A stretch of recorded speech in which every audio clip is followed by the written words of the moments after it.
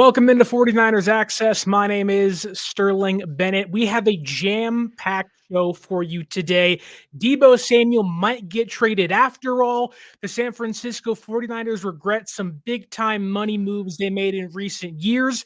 And what is a dream trade the San Francisco 49ers could potentially make this offseason?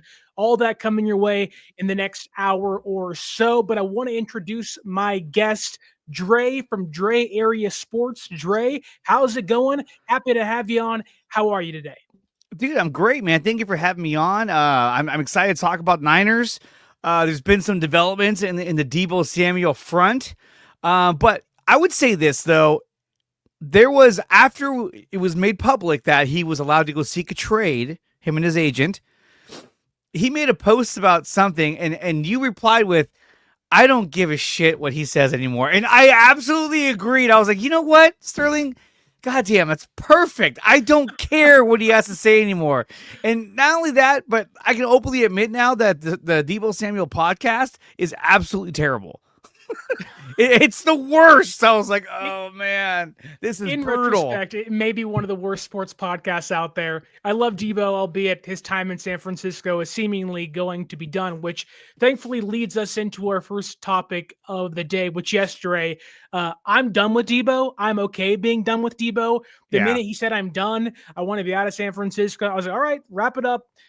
You're no longer a San Francisco 49er according to me, but about maybe an hour ago, ESPN's Jeremy Fowler reported this, that several teams have reportedly expressed interest in 49ers wide receiver Deebo Samuel, and preliminary talks on a potential trade have happened between Samuel, his agent Tory Dandy, and the team. So all the talk of Deebo Samuel was a bona fide released pre-June 1st. They don't want to pay that $15 million roster bonus on March 22nd. There is room, at least as of now, it seems like, that Deebo Samuel may actually get traded after all. Mm-hmm. What do you think of that? Well, I mean, look, we know that if he gets traded before, I think it's March 22nd, they avoid that $16 million signing bonus. I think overall, though, I mean, they would actually save more money if they just outright cut him. But I think the Niners are so focused on getting something in return for Deebo Samuel.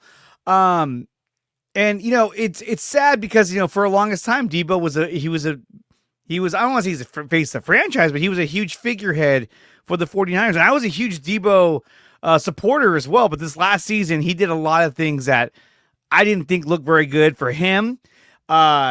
In terms of being a leader, in terms of being one of the faces of this team. So I agree that the time is it's come time to move on from Deebo Samuel. But when you hear that, look, it seems like they were going to release him. Jed York probably doesn't want to pay that $15 million roster bonus on March 22nd. I don't know about you, but the assumption was, okay, that's it. It'll be a quiet exit off of the San Francisco 49ers roster. But the minute I saw they're actually having trade conversations with unknown teams, I got excited that this team may be somehow able to find some draft pick compensation for Deebo Samuel, whether it's a player or, you know, 5th, 4th, 6th round pick, whatever it may be, because it felt like it was just going to be a money-saving move, wash your hands of him and move on. Whereas now there at least is some optimism that a trade could happen, and maybe, just maybe, you don't have to wait until post June 1st. You may get 2025 draft pick compensation instead. Yeah, no, I think they're definitely trying to get something back in return. I mean, really, if you get any kind of draft compensation, that's great. For a team that wants to extend him, for a team that wants to sign him, I think they would rather trade him just for, you know, a day 3 draft pick or something in order to make sure that they have exclusive rights to extend him and bring him on their team. If he gets outright cut, then it's going to be harder for them to work a deal if other teams are bidding for him. And it's crazy. Yeah, like I saw that the article on Bleacher Report that there are multiple teams that have shown interest in acquiring Deebo Samuel. I believe that one of them is probably the Broncos because you got Sean Payton there, and he knows all about how to use gadget guys. So that's something that he might be looking for in order to kind of take pressure off of their young quarterback. And there's a lot of teams out there that are looking for what they feel is an explosive, versatile player. And I think if they can get something for him, that would be absolutely incredible. I'd be so ecstatic to see them get something back in return. You mentioned the Denver Broncos, so let's throw out some names of teams that we think could maybe be one of the multiple teams that want to acquire Deebo Samuel via trade. Now, my assumption, and I'm sure yours as well, is they're not going to get much for him. The contract's too high. The dead cap is really high.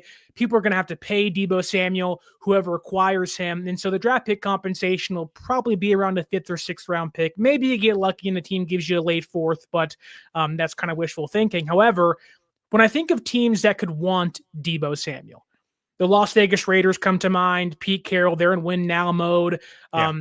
Maybe we'll see what happens with Max Crosby, but even teams like the Baltimore Ravens, who have that run heavy scheme with Todd Monken as their OC.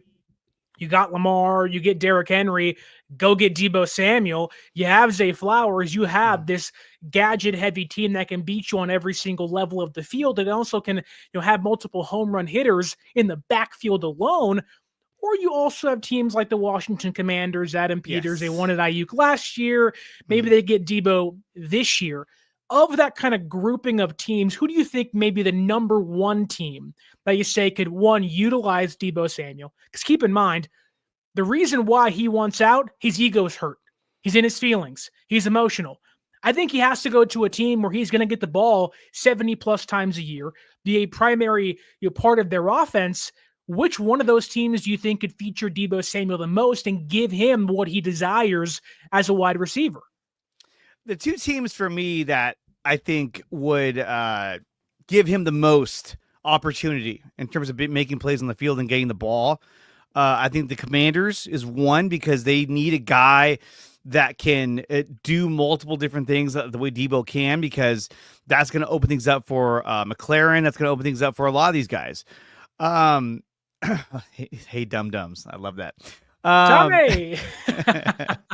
Another team that I see that could have potential for him would be the Miami Dolphins. I mean, Mike McDaniel has already worked with him before. He knows how to use him. He knows how to utilize his strengths.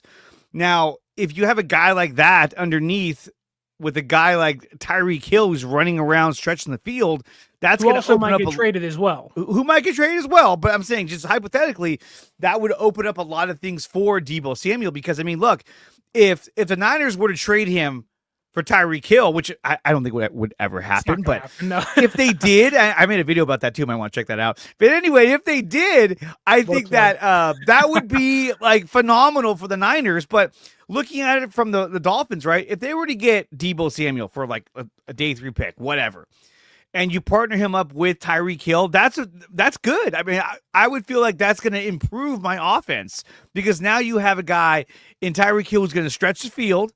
He's going to open things up underneath for Deebo Samuel, who's looking to get that 10-yard catch, 11-yard catch, or even like a short 8-yard catch and break a tackle and get more yards, because he's the big yak guy, even though he wasn't last year.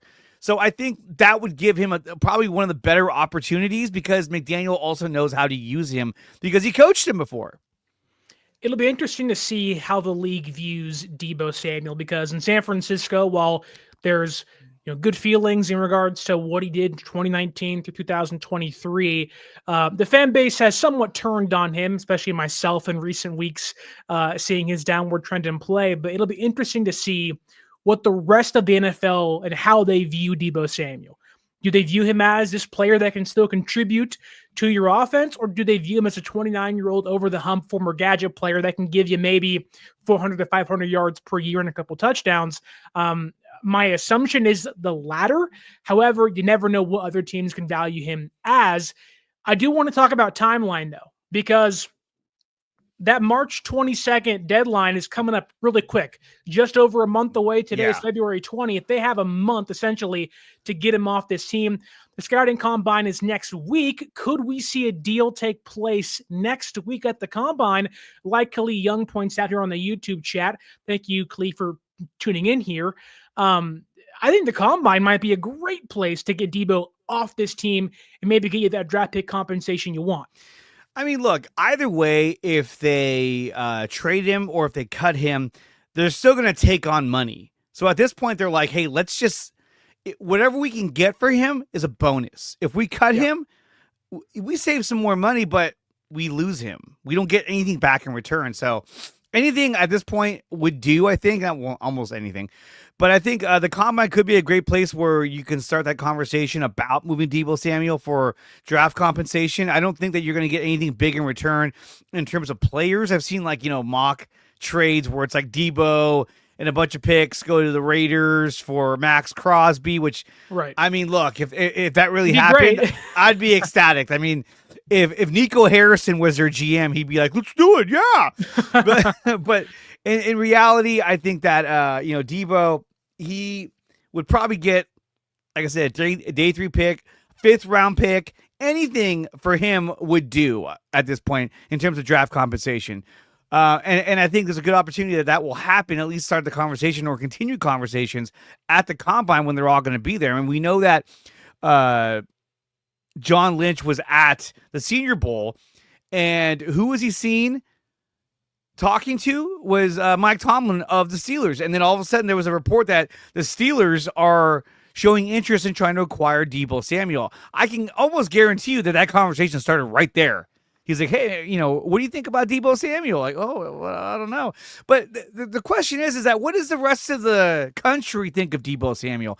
I mean, look, you know what we think about him. He was overweight, 20 pounds overweight, according to Tim Kawakami.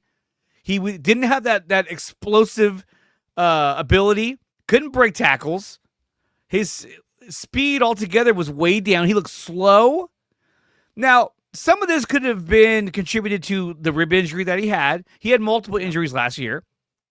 But why is it that when he goes against the Miami Dolphins, all of a sudden, hey, look, that's Deebo of 2019. What the hell's going on here? All of a sudden, he's like, hey, look at me. I'm tearing it up. I'm breaking tackles, and I'm scoring touchdowns. And this is something he couldn't do, I think it was like a week earlier, not 2 weeks earlier, against the Rams. When they literally tried to feature him. There are a lot of people that believe that Deebo Samuel was showcasing himself at the end of the year. Didn't play against the Cardinals, but was definitely like, look, my year's over. You're probably going to cut me in the offseason anyways. I'm going to go showcase myself for a week or so. Then I'm going to take the rest of the year off and say, hey, the last you saw of me was really good. I can still contribute to your offense. You mentioned Tim Kawakami, though, and he had a really big report that came out today, albeit, really isn't anything new per se, but it does give you insight into maybe how the Niners want to spend or will spend this offseason.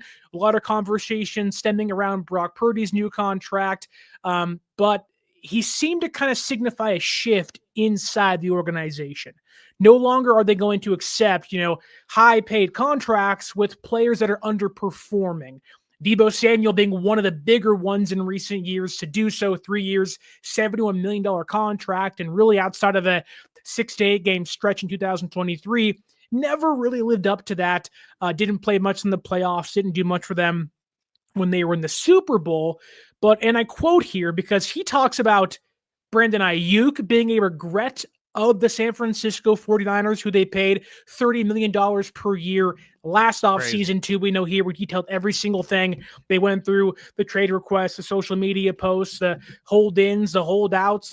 He had the sweatpants gate with Kyle Shanahan during training camp or during preseason. Oh God, one day. Remember that? There was so much going on with Aiyuk, and he seemingly rubbed the team the wrong way. But also, Tim Kawakami mentions Nick Bosa's contract of a contract this team may, I guess, somewhat regret because of how high the cap hit and guarantees were. But to read you what Kawakami quoted here, he states, I know that there is still frustration about the way Branon Aiyuk handled his bitter negotiations last summer, and that members of the Niners front office were never thrilled about giving him a $30 million a year deal on the eve of the regular season. I'll tell you this, it's a really bad look for a team that is going to watch Deebo Samuel, who his 3-year contract is overall not great, kind of a bust, if you will. Then to say the next day or in the same summer, same offseason, we kind of didn't want to pay Branon Aiyuk either. That's a really bad look for a front office, right? How is that not? But the way it was handled as well, the fact that it went so long, right up to the beginning of the season, it took forever to get this deal done. And then they were like, okay, we'll tell you what, why don't you go seek a trade? And then every team he found, they were like, well, we're not going to extend the guy. Well, I don't want to go there. I don't want to go there. It's kind of like, look, the whole point of it was for you to go seek a trade. Now, granted, if he wasn't going to sign an extension, the Browns weren't going to trade for him. If these other teams like the Patriots or whatnot, if they wanted to trade for him and he wasn't going to sign an extension, they weren't going to trade for him. They're like, forget it. And so that's where he kind of had his own leverage. Like, well, I don't want to go there because I'm not going to sign there. Then it was like, what are you doing? And then the fact that Aiyuk even admitted, like, yeah, I probably put, stretched out a little too long or whatnot. I was like, bro, come on. Why would you even say that? At this point, just show up and freaking get to work. And we saw, look, he showed up. He was not in football shape. He did not look the same whatsoever. He looked like a shell of himself. He cut his hair, so that looked even weird. It was like, oh my God, what is happening to Branon Aiyuk? And all the while, Deebo Samuel was there, and at first he was looking pretty good too. But he started to fall apart as the season went on. And look, I think that when it comes to the Niners, this was an awakening for them because I felt like they were under the impression that, hey, look, we'll get these guys in. Once we get them in, they know what to do. They're professionals. We'll be fine. And it wasn't. Trent Williams did not look the same. Aaron Banks, he wasn't part of this conversation, but he looked terrible. I just want to throw it out there. Branon Aiyuk did not look the same. He's at Aaron Banks, an impending free agent. and then, like, Branon Aiyuk is, like, dropping passes. I'm just like, oh, my gosh. It was just unbelievable the amount of the lack of production we were getting out of Branon Aiyuk. And I feel like the 49ers front office didn't do a good job at getting these contracts done early and getting them in, especially to miss OTAs, to miss minicamp when you're putting in all the new plays, all the new offensive designs. They weren't even there. They just had to read about it or be there during the lecture, but not actually run around and run these routes and understand, how they're played. And one of the things that we saw last season was that, and this is not just from Branon Aiyuk, but we saw from Deebo Samuel as well, was their route running was awful last season. There were so many routes that they ran not to the efficient level that they had ran in previous years. And it showed. The timing was way off. And what do you have? You have Brock Purdy, who's a timing quarterback. And if your timing is off, then it's going to affect him dramatically. And so they need to learn from last season and get these contracts done at a much faster rate, especially when it comes to, Brock Purdy, whose contract's coming up real soon. Well, the way I kind of read into what Kawakami was stating here, while yes, everything you said is true, having Aiyuk on the field in training camp and OTAs and preseason would undoubtedly helped the chemistry, and maybe he doesn't get hurt. Who knows? However, the way I read this was there's going to be a shift into how they do future contracts. They're tired of losing. You read what Kawakami states about Nick Bosa, which I think Nick Bosa overwhelmingly deserved to get paid. Defensive Player of the Year, one of the best edge rushers in the entire league. He's a player that you point to and say, go win me a football game, and usually can get it done, albeit at times there has been some inconsistencies. But Kawakami states this: for a team that absolutely hates setting contract precedents, the Niners probably don't feel great in retrospect for buckling and giving Nick Bosa $34 million a year and $120 guaranteed, which still lands as the highest salary and most guaranteed money in the league amongst defensive players. When I hear that, and this really isn't an indictment on Nick Bosa, but when I kind of match that with the Aiyuk quota of like they're kind of resentful, they're irritated, they didn't handle things correctly, albeit San Francisco deserves a lot of blame in that because they didn't get the job done early. When I hear that, I go, well, what's going to happen with Brock Purdy? How are they going to handle a George Kittle extension? What about Fred Warner?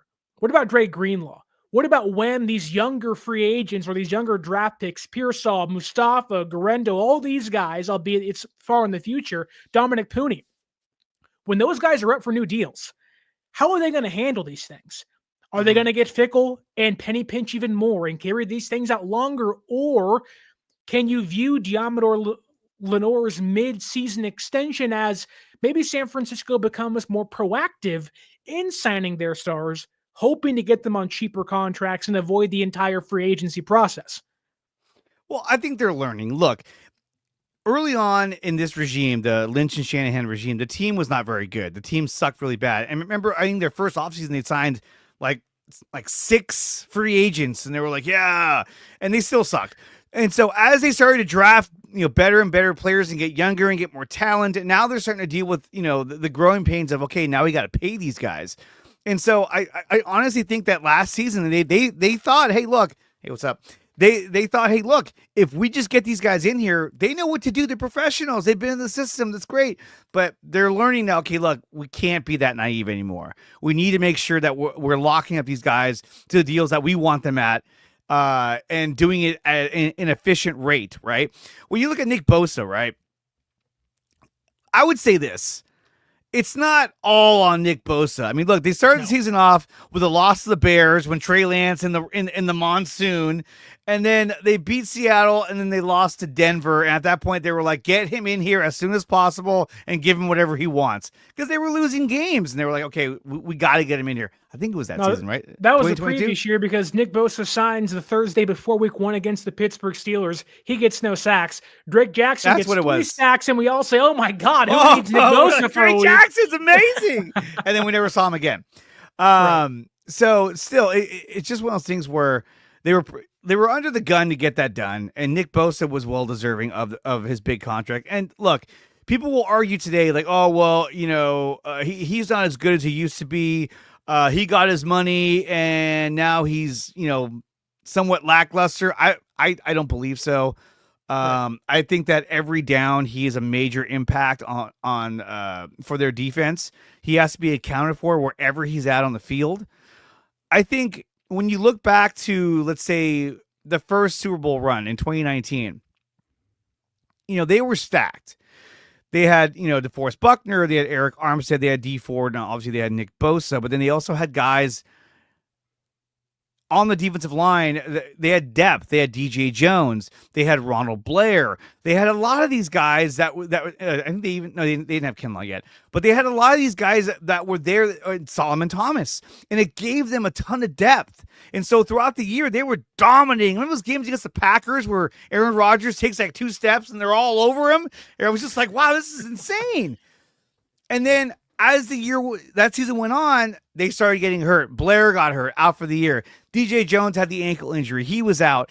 A bunch of guys started getting hurt. Solomon Thomas got hurt. Dee Ford got hurt. And so then you started to see a defensive line that didn't have that depth that it once had. And that's where all of a sudden you start seeing Nick Bosa's numbers starting to drop a bit, because he's playing more snaps because he has to. He's not just the guy that comes in for pass rushing.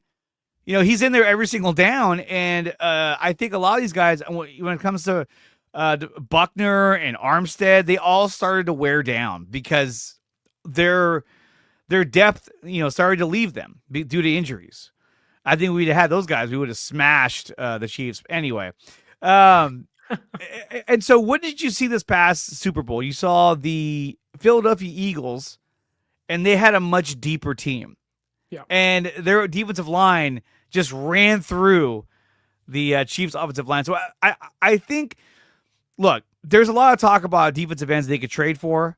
And look, all those names are sexy, and I love all 3 of the names. I have videos about that on my channel as well. But I feel like if they focus on the draft and on deepening their defensive line through the draft, I think they can have a really, really solid defensive line going into this season. I think you're right. I think with $50 million now to spend in free agency, they have 10 draft picks this year. Maybe they get an extra one with Deebo Samuel, hopefully being traded in the next week or so.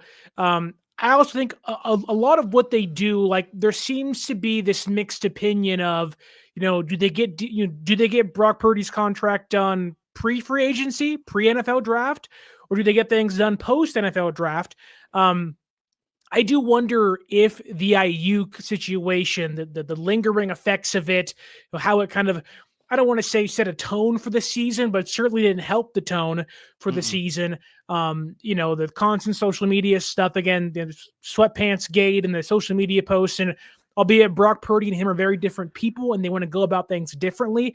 You can tell Aiyuk was like, I better get my money. And Purdy seems to be much more of like, look, I want to get paid, but also I want to help this team win. And not to say Aiyuk doesn't want to win games either. It's just people prioritize different things, and I mean, for all them. the posts on Instagram that the Branon Aiyuk was posting, I was like, oh my god, can we just get this over with already? It was so nauseating to follow that. In that vein, I feel like I'm kind of shifting towards the opinion of the Niners may want to get this thing done as quick as possible and not let this thing linger before free agency and before the NFL draft. I know Kawakami and Matt Barrow said today, like April feels like the day, or maybe early in the offseason program feels like the time frame to get a deal done for Brock Purdy. But I'm hoping that they've learned a thing or two. And if they're that frustrated, if they're that, in a way, I guess, resentful for Aiyuk and Nick Bosa, making them, bite their nails and sit there and hold out for almost the entirety of the offseason program. Like, I remember being there when Nick Bosa showed up for one day, said, "What's up?" to the media, then said, "I'll see you in 4 months when I get my money." It was like, oh, like he means business here. And I'm hoping San Francisco has seen what those two players have been able to do for you when you're healthy, and what they haven't been able to do for you for entirety of seasons when they aren't in the offseason program. And I think from all indications, Brock wants to get things done. The Niners want to get things done. But if you had to pick a time frame, do you think Brock Purdy's deal gets done pre-draft or post-draft this year? I mean, to be honest, I feel like it needs to get done before free agency.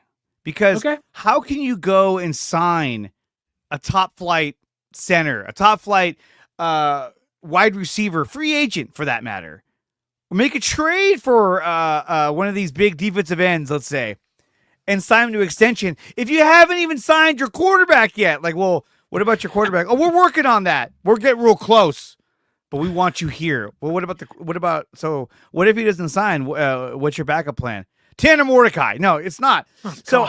Aaron Rodgers. I hate that argument of bringing Aaron Rodgers in. That'd be the worst thing. I always say anyone who wants Shanahan fired, then you bring in Aaron Rodgers, and he'll find a way. He'll find a way to get him and Saleh fired. He's the eater of worlds and ayahuasca. Yeah. He would get Saleh and Shanahan fired on the same day. Like, oh, I did honestly, it. Yeah, he honestly might. So speaking of. Well, I was going to say, so I really do believe that they want to get this done before free agency, because that's going to give them more bargaining power, because that contract would already be done, signed, and set in place for their, for their budget, for their salary cap. And so they know exactly how much they want to spend on any kind of free agent, let's say a wide receiver, offensive lineman. So to me, it has to be March 12th. I think March 12th is the deadline. Are they going to reach it? Maybe not, but I would imagine tentatively their deadline is we got to get it done by March 12th. Because then if that gets done, then we can go after all these other free agents that we quote unquote haven't been talking to, and we can start getting these deals done. But I still believe that, like, let's say you want to go ahead and get a T. Higgins, he's not going to sign here if you don't even have your quarterback signed. And then the Chargers reach out to him and go, hey, we got Justin Herbert. We're ready to rock. He's going to be like, yeah, let's go. We got franchise tag, so it may not even be an option, but you got Devontae Adams. You never know. I do wonder what gets done first. Deebo Samuel getting traded, which March 22nd is a deadline for that, or does San Francisco sit back and say, you know what?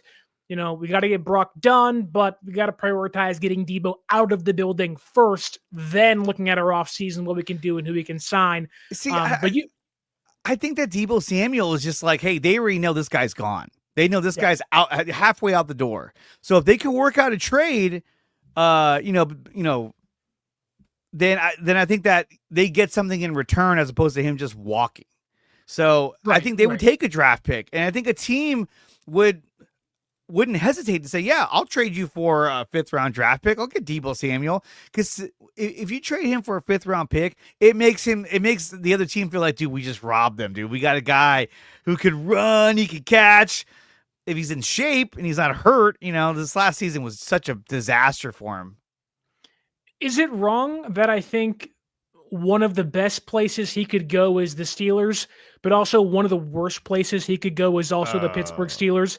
Like, yeah. Mike Tomlin is great at massaging egos, Le'Veon Bell, Antonio Brown, Juju Smith-Schuster. Oh my goodness, who was the guy that was on the team then got traded? Chase Claypool. Like, he's done this for a long time, and I think that there would be chemistry there. He would kind of give them shades of maybe a Hines Ward, a guy who really wasn't a deep ball guy, but can run through anybody, albeit the ages certainly matter here. Deebo seemingly over the hump, albeit maybe can still give you a little bit of oomph on offense. I also think that Pittsburgh would be a pretty bad place to be for Deebo Samuel, because look at George Pickens. I mean, he's still a diva. Deontay Johnson last year, as Strawberry Reacts points out on the YouTube chat, still a diva.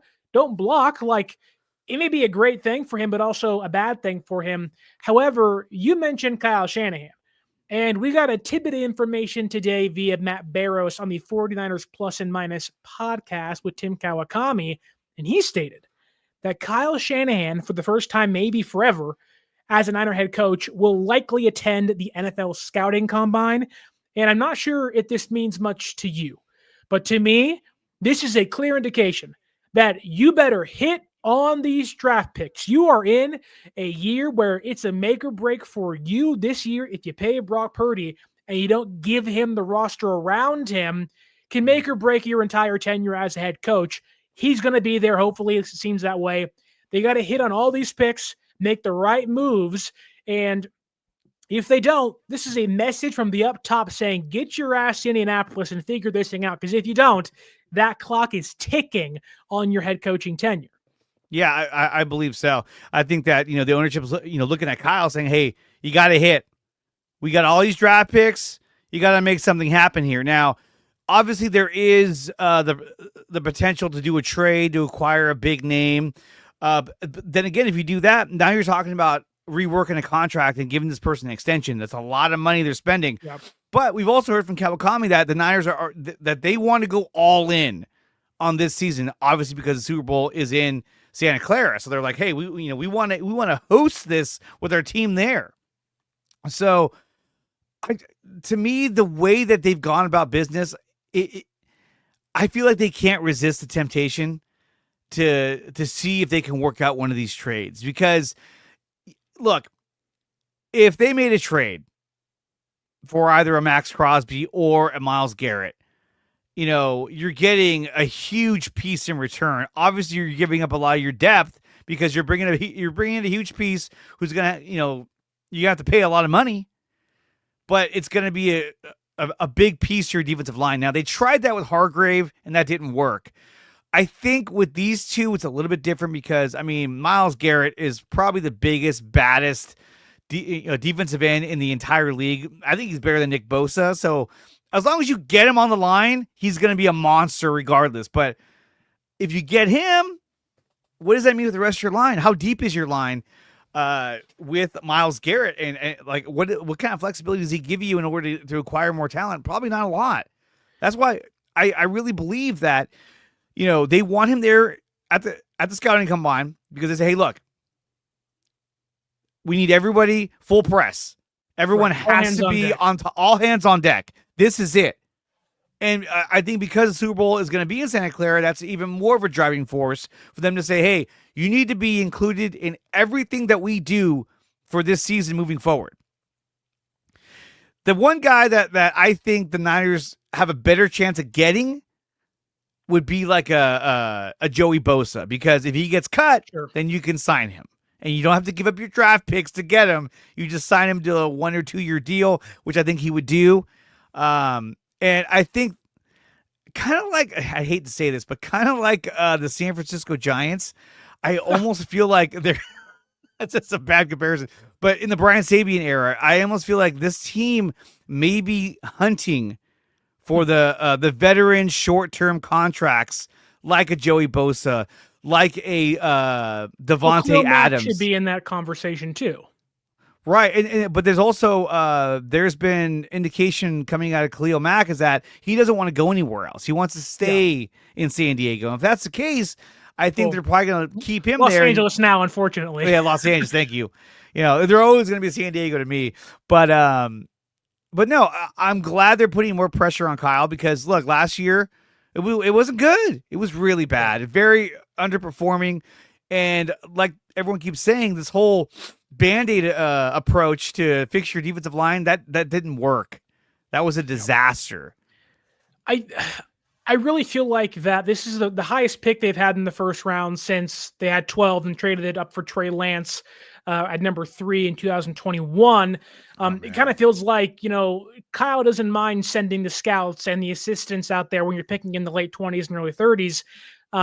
But once you get near that top 10, it's okay. Here comes the big guns. I got to see these guys up close and personal. Yeah. If he does indeed go to the scouting combine, but also like you mentioned, this team is never really afraid to make trades. Whether it's on draft day, they traded up for Beathard and Joe Williams. They traded up for Reuben Foster, traded back and got Solomon Thomas in 2017. They also had made trades, obviously, for Trey Lance, traded back and got Javon Kinlaw from 12 to 13. They went and got, Branon Aiyuk and traded up for him. Like, this team is going to be aggressive, whether it's during the trade at the scouting combine. I just feel like that the aggressive move they make this offseason at the combine will likely be trading Deebo Samuel. Fingers crossed they can get that done. But I want to get into potential free agent signings and that dream trade that Bleacher Report had out there a couple of days ago. But first, I want to let everybody know, if you want to watch the San Francisco 49ers play next year, want to go to a concert while the offseason is in full swing, if you even want to go to the NFL draft, go to SeatGeek.com and use our promo code 49ErsAccess, 49 ERSACCESS at SeatGeek.com and save yourself $20 off your first purchase. I know baseball just started today. Dodgers and Cubs. Crazy. I was trying to get tickets for that the games in Tokyo because I'll be in Japan during NFL free agency. I wanted to go. They were about $3,000 a pop, and I said, nope, I'll go to Disneyland instead. But if you want to go watch some baseball this year, use that promo code at SeatGeek.com, and save yourself $20 off your first purchase. But let's get into one potential free agent signing, because we're in the time of the year where there's no football being played. Free agency hasn't started just yet. About 20 days away from today, which is really close, but still very far away. And as every day goes by, a new report comes out. Well, this player makes sense for that team, and this team makes sense for that player. And yesterday, ESPN analyst Matt Bowen released his top 50 free agent list and kind of pinpointed the ideal candidates for each one. And as we all know, Charvarius Ward is going to be gone once the new league year begins. He has trauma in San Francisco, doesn't want to return, which makes complete sense for him and his family. But San Francisco now has a hole for the number 3 cornerback position on the team. And the next two topics are going to be a free agent signing, or a cheaper one, if you will, and that dream trade to fill that void. But Matt Bowen lists Los Angeles Chargers cornerback Asante Samuel Jr. as a potential perfect fit for the San Francisco 49ers. And before I pass things off to you, Dre, 1, do you like that potential signing? And 2, I go back to 2021, and I'm sitting there at the 95.7 The Game studios. Niners are on the clock. I'm pick Asante, pick Asante. The draft chime comes in, and it's Aaron Banks, and I'm like, what are we doing? Asante's right there. But what do you feel about getting Asante Samuel potentially in the red and gold in 2025? I mean, that'd be great. I didn't research that enough. He's an outside corner, or does he play the slot as a nickel? He primarily plays outside, so they would push Green or Lenore to the nickel spot next year. I mean, look, if you brought in Asante Samuel Jr., that would solidify your secondary in terms of, your 3 corners. You'd have 3 quality cornerbacks that can make it a hard time for opposing quarterbacks. Now, obviously, look, they can only cover for so long. It's really dependent upon your defensive line. but I like the idea of Asante Samuel Jr. because you don't have a name that like, oh, I'm going to target this guy instead, because Renardo Green and Lenore are both really, really good. And I think Asante Samuel Jr. will also be really, really good. And so that would help solidify their defense in terms of their secondary. So I'm all for this. I don't know how much he'd be demanding, but I would love to have him as a part of the secondary. Yeah, to give you some more context as to why he might make some sense for San Francisco before getting into that dream trade that Bleacher Report had, he started 16 games in 2023, played over 1,500 defensive snaps, and also had 1,000 of those snaps playing outside cornerback for the Chargers 2 years ago now. During that year, teams targeted him 66 times. He gave up a 56% completion rate and recorded 15 pass breakups, 2 interceptions, and only allowed 2 touchdowns. The big drawbacks for him, though, are his health and his tackling. In regards to his health, he had a shoulder injury last year, knocked him out for almost the entirety of the season. He is quoted on saying it's a lifelong injury. So there is certainly some injury risk with signing him. But with that said, because of the injury history, he may make him a lot more cheaper. And it could kind of put him in that, boomer bust category. However, on a team that likely doesn't want to pay too much financially for a number 3 cornerback, if you're getting the best of Asante Samuel Jr., getting a really good coverage player, but then again, there's a tackling problems he had in 2023. He had 27 missed or broken tackles. That's a 28.7% missed tackle rate. That's essentially Talanoa Hufanga playing cornerback.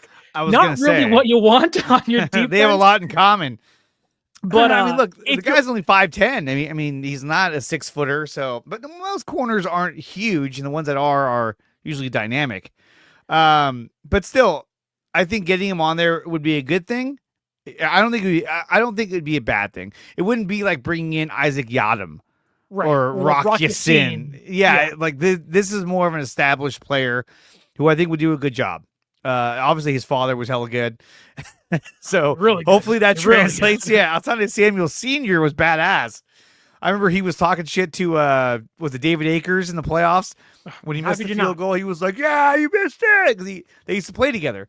But no, I'd be down. I'd be totally down for this, as long as you're not breaking the bank for it, which I don't think they would at this point. Yeah, the market value is $1.8 million annually, so they'd pay him under what they paid Isaac Yadam last year per ESPN projections. So higher upside, maybe some more bust potential there, but ultimately a younger player and a player that in the last couple of years has proven to be a really good coverage player, albeit with some serious drawbacks, shoulder and the tackling problems. Well, for him to say, "Oh, it's a lifelong thing," like, "Oh, don't say that." But he's only 25 years old. It's not like this guy's coming in at 28, 29, 30. No, he's only 25. This guy's super young. So I would be all for this. I would like if they brought him in. I would favor this move. I think it'd be badass. I think it'd be a really nice, cheap option where if you still like Daryl Luter Jr., if you want to maybe go draft a cornerback and even bring Rock Yassin back, if Samuel is your third cornerback, I do think you need to have some depth behind him that can step in. But if you like Daryl Luter Jr. enough to keep him around for a third season, we'll see what they do this offseason. Maybe they sign a free agent or whatnot on top of Asante Samuel Jr. if they do indeed sign him. But I think it gives you a deeper room. It also gives you the ability to not have to really go into the draft saying, okay, we have to get defensive tackles and edge rushers and cornerbacks and safeties and offensive linemen. It almost takes one of those needs off of your list because a lot of mock drafts have Will Johnson out of Michigan going to San Francisco in the first round. I don't see that. And this cornerback class really isn't that good. There's some names in there. Kobe Bryant from Kansas is one a lot of guys like. I think it's Noel Williams. I think that's his name. From Cal is another good one. However, if you can get Asante Samuel Jr., although there are some drawbacks, a cheaper option under $2 million per year annually per ESPN projections, I think it's really a nice fit for them. Although that dream trade is coming up next. But first, I want to let everybody know on the YouTube chat and on Twitter, If you want to perform like the GOAT himself, Jerry Rice, Dre has that Jerry Rice photo behind him over his, at least my shoulder, his left shoulder.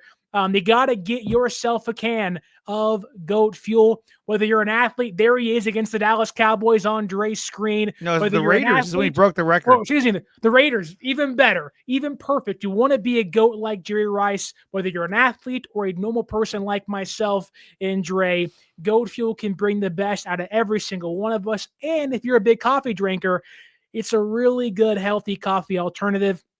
Click that link down below and grab yourself a can of GOAT Fuel to feel like the greatest of all time. All right, Dre, we made it, finally, to the dream trade scenario for the San Francisco 49ers this offseason, this coming via Bleacher Report a couple days ago. And the way they made these trades was that they wanted to stay somewhat realistic, like the Raiders aren't getting Josh Allen, right? Like the Jaguars aren't getting Patrick Mahomes, right? Those trades aren't happening, right? So they're somewhat realistic. They're based in, I guess, a version of reality that these trades could potentially happen, albeit maybe a little crazy at times. But I want to get your opinion on this because, according to Bleacher Report, the San Francisco 49ers, quote-unquote, dream trade would be them sending a third-round pick to the Baltimore Ravens for Pro Bowl cornerback Marlon Humphrey. Do you love that idea for the San Francisco 49ers in 2025? Absolutely. Marlon Humphrey is a badass, and he's tore it up against the Niners as well. Now, we're talking about a safety, right? He's a cornerback. He's a corner. So, I'm sorry. So as a corner, that would be awesome to have not only Renardo Green, but Deommodore Lenoir. Now Green becomes the guy that they probably would pick on, and they'd find out really quick that he's not someone that you could really pick on.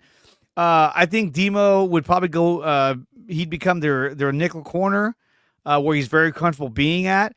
But yeah, I would be all for this trade. For a third-round pick, you're trading a third-round pick for a guy who's an absolute for sure thing? Yes. I would do it in a heartbeat. I think it's important to clarify that this trade is highly unlikely to happen. Highly unlikely. First off, but living in this warped Bleacher Report reality, to give them credit, they did explain as to how this deal could and why it could be made this offseason. One of the biggest reasons being the Ravens cap situation and who they have as impending free agents. Humphrey, 29 years old, inching closer towards 30 as the years go by. They could view his contract as an aging veteran as like, look, is it really worth keeping you around? You're under contract for the next 2 seasons. You got a void year in 2027, but we just paid Lamar Jackson a couple years ago. We're paying Derrick Henry a lot of money, but we got to protect those guys. Their identity is Lamar Jackson and Derrick Henry on offense. Run and pound the rock and let Lamar do his thing as a phenomenal quarterback. But their left tackle, Ronnie Stanley, is a free agent. Would you rather keep your stud left tackle or your stud cornerback? There's a pretty obvious answer there, in my opinion. As of today, being February 20th at 3:50 on the Pacific West Coast, the Ravens have $12 million in cap space to spend. Likely isn't enough to bring back, 1, Ronnie Stanley, but 2, fullback Patrick Ricard is also a free agent. And knowing the way they want to do things out there in Baltimore, it may behoove them to move a player like Marlon Humphrey in order to retain Stanley and Ricard.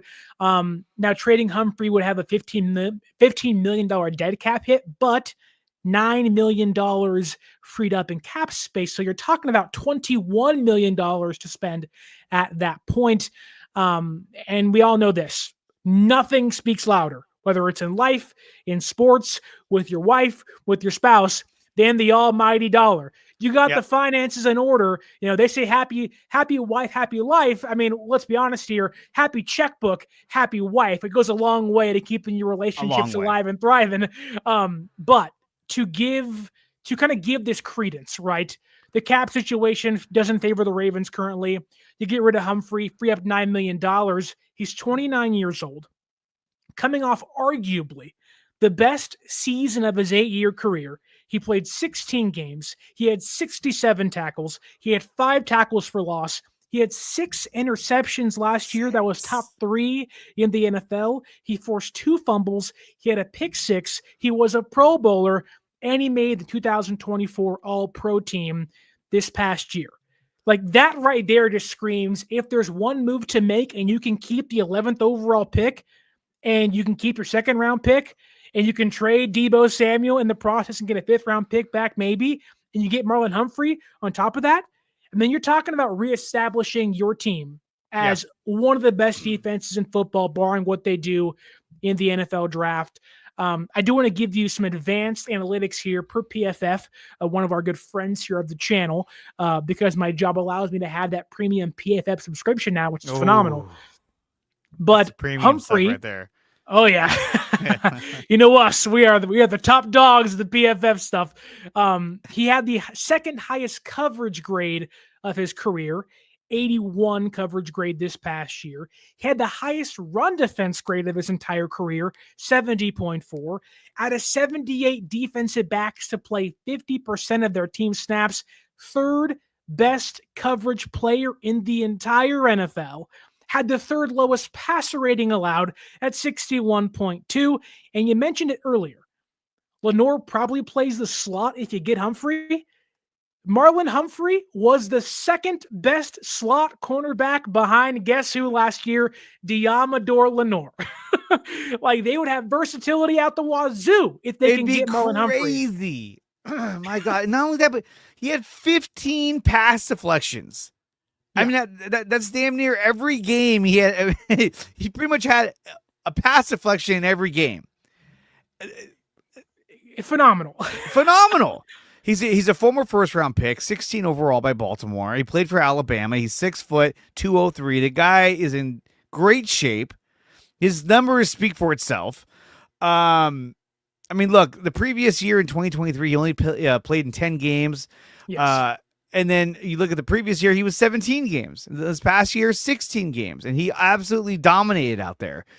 I think that if you're in the mode of we're going all in on this season, this would be a trade that I would highly covet and be like, yeah, if Baltimore was like, yeah, let's do this because we need to free up cap space, I'd be like, dude, let's go. This guy would be an automatic game changer for your secondary going into the season. Yeah, again, another trade. I would do this over Asante Samuel Jr. I think Asante Samuel, again, is the player. He's the he's the Joey Bosa, both came from the Chargers, of the free agency where it's like, hey, look, if he's a free agent, we could sign him. You know, he probably wouldn't cost that much. Joey Bosa, if he's a free agent, let's offer him a 2-year deal. Let's offer him a 1-year deal with some guaranteed money we'll throw at him. Is Joey Bosa going to make a huge difference? I think he'll make a pretty significant difference, not like the other guys. But so I think, again, getting a trade done like this for Marlon Humphrey would be, holy crap, would be badass. I would be all for this trade.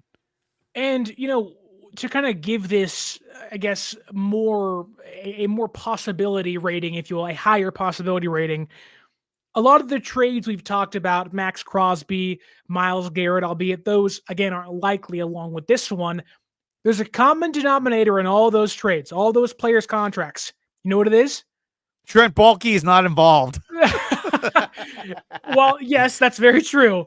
The other thing that is a common denominator is the fact none of these players have guaranteed money on their books. These guys are older players in their mid to late 20s. In Humphrey's case, he's 29. 0 guaranteed dollars the next 2 years on his contract. Yeah, I mean, you would get him for next year and the year after. So it's kind of like, well, wait a minute. You're not just getting a guy who's going to be a free agent after this season. You actually got him for 2 years. And then he's an unrestricted free agent, which is like, whoa. Well, and to add on to that, because he has no guaranteed money on his books, you can lower that cap hit instantly by giving him the guaranteed money he wants. So if you're worried about financials and money, like, you're talking about an instant, not even an extension, a complete restructure. Maybe you sign him to 2027, you redo his deal. Like, again, unlikely to happen, but, and I do think San Francisco, the odds are between Asante Samuel Jr. and Marlon Humphrey, there's a clear indication they'd rather have Asante Samuel Jr., no trades involved, cheaper contracts, save money. Yes. Obviously, that one makes a lot more sense for San Francisco's case, but like Max Crosby, like Myles Garrett, like Marlon Humphrey, if you want to take that big swing, although I'd rather take it on the defensive line, you can free up more money of Marlon Humphrey's contract, get rid of that zero guarantee, give him the guaranteed money he wants at his age 29 season, lower his cap hit, fit him in your books, and have 2 years of Humphrey, if not more, if you want to keep him and get rid of that last void year for 3 seasons when he's age 32, which is almost a perfect age to move off of star cornerbacks. Now, again, unlikely, although when I saw this, I was like, why would the Ravens do that? That doesn't make any sense to me. Like, why would they trade one of their top players for a 3rd round pick? But their cap situation needs some flexibility, and Humphrey provides that. And if San Francisco, say, gets into the draft, or they get their Walter Nolan in round number 1, they trade Deebo for a 5th round pick, or who knows? If the Ravens want Deebo Samuel so bad, how about a 4th round pick and Deebo Samuel from Marlon Humphrey? Get that done. That'd be awesome. Although, again, unlikely, that'd be great. I mean, look, I think the Ravens would probably entertain the idea of that, only looking at it from a money-saving aspect, and then be able to use that money towards keeping a lot of the players they have on the team. But look, if it's between him and Ronnie Stanley, I would imagine Ronnie Stanley takes a much higher precedence over Marlon Humphrey. And you could argue that, hey, look, you could probably find a replacement for him in the draft or through free agency. But after the year he had, I mean, look, dude, if the Niners are able to work this trade, I would be ecstatic to have Marlon Humphrey as your corner opposite, probably Demo Lenore, and that would be badass. Now, the other question is that, you have to solidify safety as well. I mean, obviously you have Hufanga. I don't think he comes back. I don't think they bring him back unless he comes back for a bag of chips. There's no way they're going to give him any kind of money. And when you got Jair Brown right there, he's like, dude, you drafted me. Granted, he had a crappy year last year, but still. So even with Jair Brown and Malik Mustafa as your safeties, getting a guy like Humphrey would make that secondary just look badass. And I would love that. I think at safety, I don't think they're adding anybody big. I think it's Ashton Davis from the Jets. I think it's Julian Blackman from the Colts last year.